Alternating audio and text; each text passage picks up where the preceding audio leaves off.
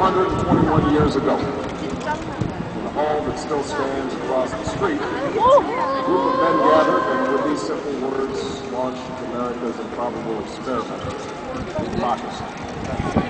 Farmers and scholars, statesmen and patriots who traveled across the ocean to escape tyranny and persecution finally made freedom their Declaration of Independence, the Philadelphia Convention that lasted through the spring of 1787.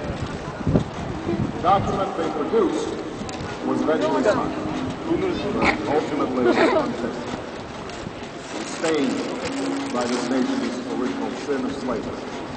The question that divided the colonies and brought the convention to a stalemate until the founders chose to allow the slave trade to continue for at least 20 more years, to leave any final resolution to future generations.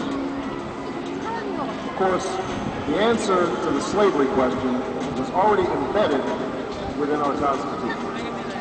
The Constitution that had at its very core the ideal of equal citizenship under the law. The Constitution that promised people liberty and justice, a union that could be and should be perfected over time.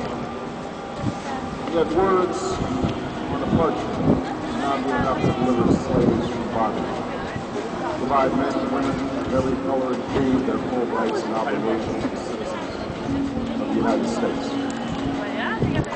What would be needed for Americans and the successive generations who are willing to do their part, through protests and struggles, in the streets and the courts, through a civil war and civil disobedience, always a great risk, to narrow that gap between the promise of our ideals and the reality of their time. This was one of the tasks we set forth at the beginning of this presidential campaign.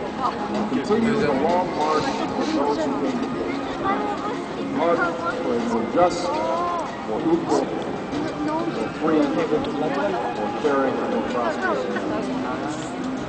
I chose to run for president at this moment because I deeply that we cannot solve the challenges of our time unless we solve them, unless we perfect our union. My understanding that we may have different stories, but we hold common hopes. We may not look the same, may not have come from the same place, but we all want to move in the same direction for the benefit for our children and our grandchildren. This belief comes from my unyielding faith in the decency and generosity of the American people. It also comes from my own story.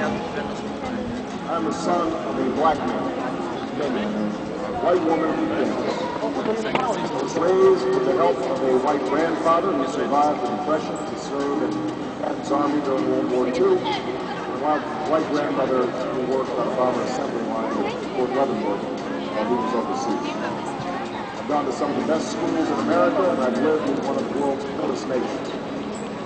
I am married to a black American who carries within her the blood of slaves and slaveholders. Inheritance will pass on to our two presidents. I have brothers, sisters, nieces, nephews, uncles, and cousins of every race and every hue scattered across 3 continents, and for as long as I live, I will never forget that in no other country on earth is my story even possible. It's a story that hasn't made me the most conventional of candidates. But it is a story that is secured into my genetic makeup, the idea that this nation is more than the sum of its parts. That out of many, we are truly one. Throughout the first year of this campaign, against all predictions to the contrary, we saw how hungry the American people were for this message. Despite the temptation to view my candidacy through a purely racial lens, we won commanding victories in states with some of the whitest populations of the country. In South Carolina, where the Confederate flag still flies, we built a powerful coalition of African Americans and white men. not to say that race has not been an issue in this campaign. During the stages of the campaign, some commentators have deemed me either too black or not black enough. We saw racial tensions bubble.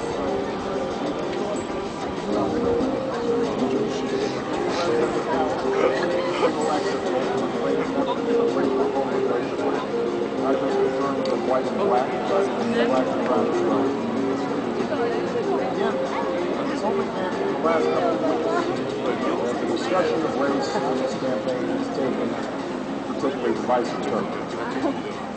One end of the spectrum, we've heard the implication that my candidacy is somehow an exercise in affirmative action based solely on the desire of wide-eyed liberals to purchase racial reconciliation. Non, non, non, non, tu peux regarder là. Vas-y, regarde, glisse là, et glisse-toi là, et assieds-toi. Non, non, pas sérieusement, j'ai le dos explosé. Mais regarde vite, plutôt vite, non. Views that denigrate both the greatness and the goodness of our nation, and rightfully offend white and black.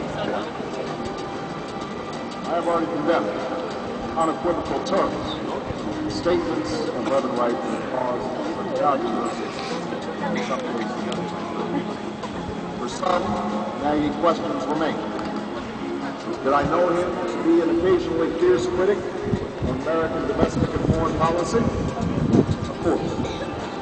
Did I ever hear him make remarks that could be considered controversial while I sat in the church? Yes. Did I strongly disagree with many of his political views? Absolutely. Just as I'm sure many of you have heard remarks from your pastors, priests, or rabbis in which you strongly disagree.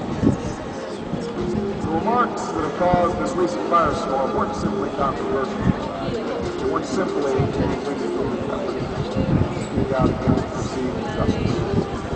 Instead, they expressed a profoundly distorted view of this country. A view that sees white racism as endemic and elevates what is wrong with America is right with America. A view that sees the conflicts in the Middle East included primarily the actions of stalwart allies like Israel, instead of emanating from diverse hateful ideologies rather than wrong. As such, Reverend Wright's comments were not only wrong, but divisive. Divisive at a time when unity, racially charged, coming together to solve a set of monumental problems. 2 wars, terrorist threats, falling economy, chronic healthcare crisis. Assieds-toi, assieds-toi, assieds-toi devant. Either black, white, Latino, Asian, kind of problems, or assault.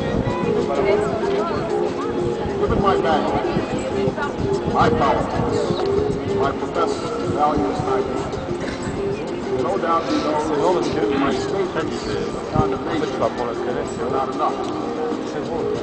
Why associate myself with Reverend Wright in the first place?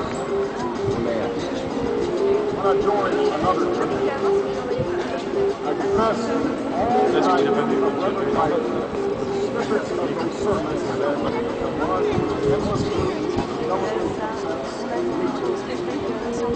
Trinity United Church of Christ reformed and character by some knowledge. There's no doubt that I would react to what she said.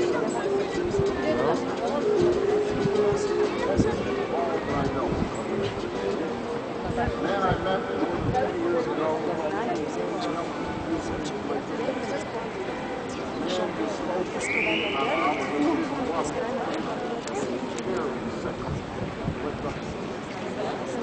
man who served his country, not just his